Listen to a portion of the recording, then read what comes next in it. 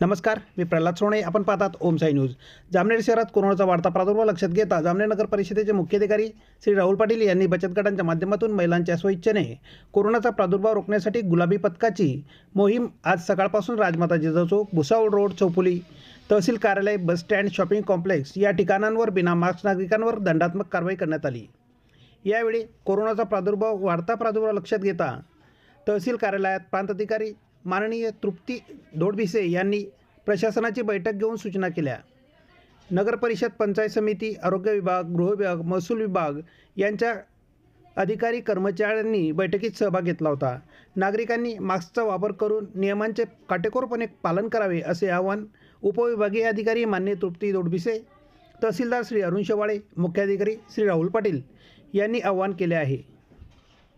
सर्व शहरातील shopping complex मधील सर्व व्यापारी बांधव सर्वांना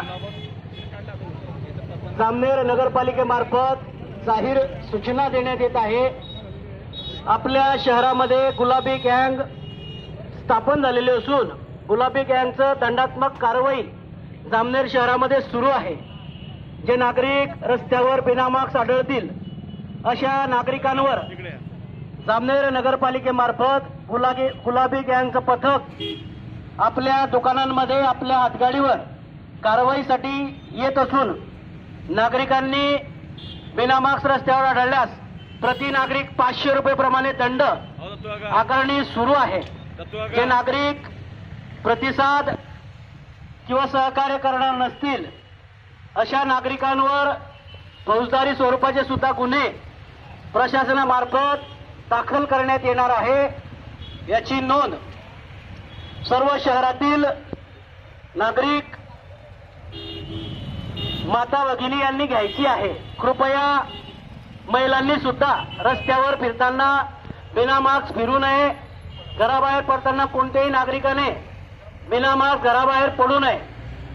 प्रत्येक दुकानदाराने नो मास्क नो एंट्रीचा फलक आपल्या दुकानासमोर लावणे अनिवार्य आहे.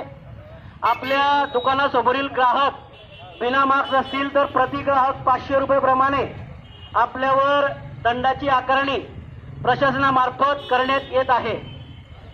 व्यापारी प्रशासनास सहकार्य करणार नसतील अशांवर फौजदारी स्वरूपाचे सुद्धा गुन्हे प्रशासनामार्फत दाखल करण्यात येणार आहेत. नागरिकांनी याची नोंद घ्यायची आहे. कोरोनाचा वाढता प्रसार लक्षात घेता आणि नागरिकांचा दुर्लक्षपणा लक्षात घेता जामनेर नगरपालिकेमार्फत जामनेर शहरातील जे महिला बचत गट आहेत त्यांचं आम्हाला सहाय्य भेटलेलं आहे आणि एक गुलाबी गँग जामनेर शहरात स्थापन करण्यात आलेली आहे. या गुलाबी गँगमार्फत जे नागरिक शहरात विनामास्क फिरतील अथवा जे दुकानदार असतील जे नियमांचं पालन करणार नाहीत तर त्यांच्यावर या गुलाबी गँगमार्फत कारवाई करण्यात येणार आहे. तर माझं नागरिकांना आणि दुकानदारांना आव्हान आहे की त्यांनी जे शासनाने जे नियम घालून दिलेले आहेत त्यांचं पालन करावं आणि गुलाबी गँगमार्फत ही जी कारवाई होणार आहे ती टाळावी. महिलांच्या माध्यमातून पुरुष वर्ग जर याकडे दुर्लक्ष करत असतील तर आम्ही महिला रस्त्यावर उतरून याबद्दल कारवाई करू. आणि पुरुष वर्ग असंच नाही, हातगाडीवाले, दुकानदार किंवा इतर कोणीही जर नियमांचं उल्लंघन करून मास्क न वापरता, सोशल डिस्टन्सिंगचं पालन न करता जर हे करत असतील तर आम्ही त्यांच्यावरती योग्य अशी कारवाई करू आणि त्यासाठी आम्ही सर्व महिला अगदी कठोर पावलं उचलू. आपण पाहत आहेत कोरोनाचा प्रादुर्भाव रोखण्यासाठी ज्या उपाययोजना राबवल्या जात आहेत त्यासाठी रस्त्यावर गुलाबी गँग म्हणून एक महिलांची टीम आपण स्थापन केलेली आहे. त्या माध्यमातून आपल्याला एवढा संदेश द्यायचा आहे की जर तुम्हाला कोरोनाच्या प्रादुर्भावापासून जर अडायचं असेल, जर सांभाळून घ्यायचं असेल तर आरोग्य चांगलं ठेवण्यासाठी कंटिन्यू मास्क लावा, डिस्टन्सिंगचे पालन करा. जर अन्यथा असं जर नाही करत असणार तर माणसांसोबत आज महिलासुद्धा रस्त्यावर उतरल्या आहेत आणि यासाठी गुलाबी गँगच्या तावडीतून तुम्हाला कोणी वाचू शकणार नाही. जे मास्क लावणार नाहीत त्यांना. त्यासाठी सर्वांना एकच आवाहन करतो, सर्वांनी मास्क कंटिन्यू आणि डिस्टन्सिंगचे पालन ठेवा. धन्यवाद. सर्वांना एक विनंती आहे की सर्वांनी मास्क हे 100% परिधान करावं. विनाकारण काही काम नसताना विनाकारण गर्दी करू नये. जर काही इसेन्शियल ॲक्टिव्हिटी असतीलच आणि जर आवश्यक असेलच आपण जायला हरकत नाही, परंतु जाताना मास्क किंवा सॅनिटायझरचा वापर करणे आवश्यक आहे. लग्न समारंभासाठी सर्वांना एक विनंती करेल की माननीय जिल्हाधिकारी आणि शासनाचे जे आदेश आहेत त्याचे काटेकोर पालन करावे. आणि जिल्हाधिकारी यांनी फक्त आणि फक्त 50 लोकांनाच एका कार्यक्रमासाठी उपस्थित राहण्यासाठी परवानगी दिलेली आहे. सदरची परवानगी देताना आधी परवानगी तहसील कार्यालयाकडून दिली जायची, मात्र नवीन सूचनेनुसार संबंधित स्थानिक स्वराज्याची संस्थेची आधी परवानगी घ्यायची, तदनंतर आपण पोलीस विभागाची परवानगी घेणे आवश्यक आहे. 2 विभागांच्या परवानग्या मस्त केलेल्या आहेत. परवानगी घेतल्यानंतर समजा परवानगी मिळाली, पण मग 50 लोकांचं रिस्ट्रिक्शन आहे, मग परवानगी मिळाली म्हणून जास्त लोकांना लग्नाला बोलवणे हे देखील चुकीचं होईल. त्या निमित्ताने पोलिसांचे वेगळं पथक आणि स्थानिक स्वराज्य संस्थेचं वेगळं पथक आपण कार्यान्वित केलेलं आहे आणि असं काही आढळलं तर आपण प्रति व्यक्ती 500 रुपये फाईन आकारण्यात आहे.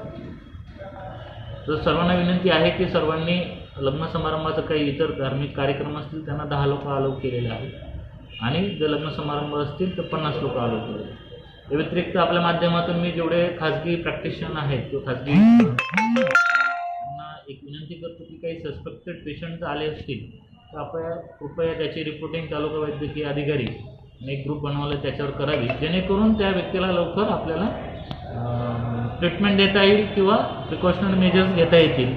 आणि जर समजा तो व्यक्ती तिथं नाही आला तर त्याच्यावर परत संसर्ग होण्याची जास्त शक्यता आहे. तर खाजगी डॉक्टरांना मी या निमित्ताने पुन्हा एकदा विनंती करतो की आपल्याकडे जे काही पेशंट येत असतील की जे OPD असतील तर आपण चेक केल्यानंतर आपल्याला कोरोनाच्या काही सिम्पटम्स आढळले किंवा सस्पेक्टेड आढळले तर कृपया आपण तालुका मेडिकल ऑफिसर किंवा संबंधित PSC इथं चेक करण्याबाबत संबंधित व्यक्तीला मार्गदर्शन करावे आणि त्याचं रिपोर्टिंग देखील करावं. आज 23 फेब्रुवारी रोजी आम्ही तहसील कार्यालय जामनेर येथे करोना प्रतिबंधक ॲक्शन्स घेण्यासाठी आणि करोनाच्या नियोजनासाठी तालुकानिहाय ही बैठक घेतली आहे. या बैठकीमध्ये पंचायत समिती, तहसील कार्यालय, पंचायत समिती, पोलीस प्रशासन आणि वैद्यकीय आपली जी यंत्रणा आहे या सर्वांचे प्रतिनिधी उपस्थित होते. तर 17 फेब्रुवारी आणि त्यानंतर जे काही जिल्हाधिकारी महोदयांनी आदेश पारित केलेले आहेत करोनासंबंधी त्या संदर्भात सूचना देणं आणि त्या संदर्भात सर्व काही नियोजन एकदम खाली ग्राउंड लेवलपर्यंत होण्यासाठीची ही सगळी आज बैठक घेण्यात आली. त्यानंतर सगळ्यात महत्त्वाचा फोकस हा होता की समन्वय साधणे आणि सगळ्यात जास्त भर होता आमचा नियंत्रणावरती. त्यासाठी स्थानिक स्वराज्य संस्था आणि पोलिसांचा समन्वय साधण्यासाठी आम्ही त्यांना सूचना दिलेल्या आहेत आणि आमचा हाच प्रयत्न राहील की जास्तीत जास्त नियंत्रणावरती भर देणे. त्यानंतर त्याच्याही पुढे जाऊन जर कोरोनाचा संसर्ग वाढलाच दुर्दैवाने तर त्यानंतर वैद्यकीय सुविधा देखील आमच्या पूर्णपणे तयार आहेत आणि त्याबद्दल देखील आम्ही आढावा